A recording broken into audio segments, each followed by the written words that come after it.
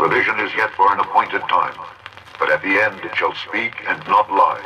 Though it tarry, wait for it, because it will surely come. It will not tarry.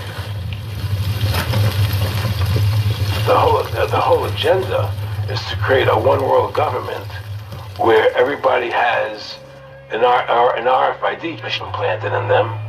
All money is to be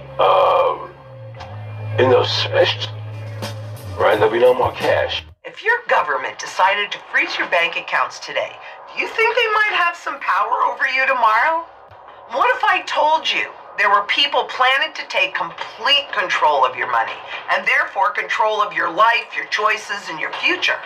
Some might call you a conspiracy theorist for even thinking it, except it is happening in plain sight.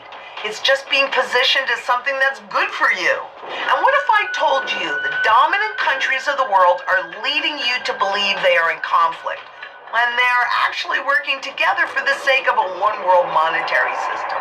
You will own nothing and be happy. And apparently, this refers to your money now. It's not my saying, it's officially published text within the World Economic Forum, a highly inclusive club of billionaires, global policymakers, and heads of central banks, all of which who met in Davos this year to further this reset agenda. Their plan is to have a government for the world. They want to do it through the UN, right? And have everybody on this earth implanted with an RFID chip. You believe that? I know that.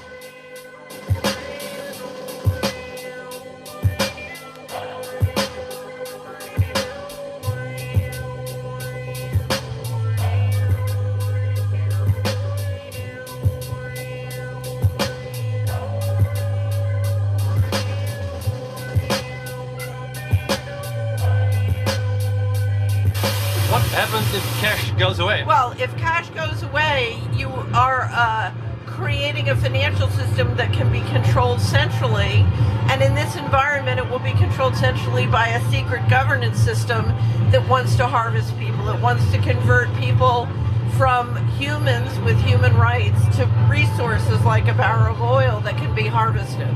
Yeah. So it's a very it's basically a system that turns humans into livestock and manages them as if you would be managing livestock. And it's very, I call it a slavery system because it's very invasive.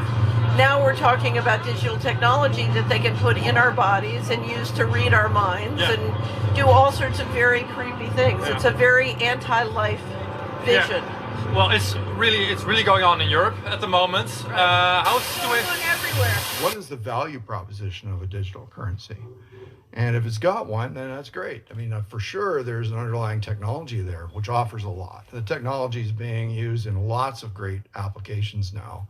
Just to name one, if you used to go over to Istanbul and you could buy like a $5,000 handbag for like $200 because it fell off the truck or something like that. But now those $5,000 handbags are being registered on a blockchain so that they can't fall off the truck. Okay, they can't be illegitimate ones. They're either on the Salakia. blockchain or they're not on the blockchain. Well, this is true genius, right? This is amazing. So all kinds of tokens can be created that have true value behind them. Bitcoin just doesn't happen to be one of them.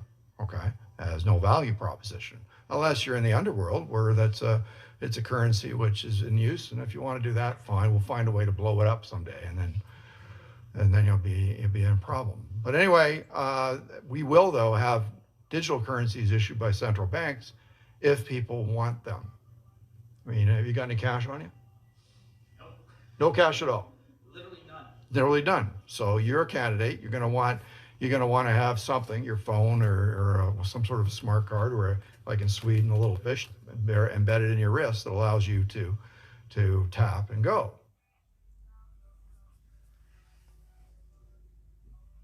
Salakia, y'all. A little fish embedded in your wrist that allows you to tap and go. Several central banks have, like the Bank of England, already prepared their micro-implant RFID to be implanted under your skin.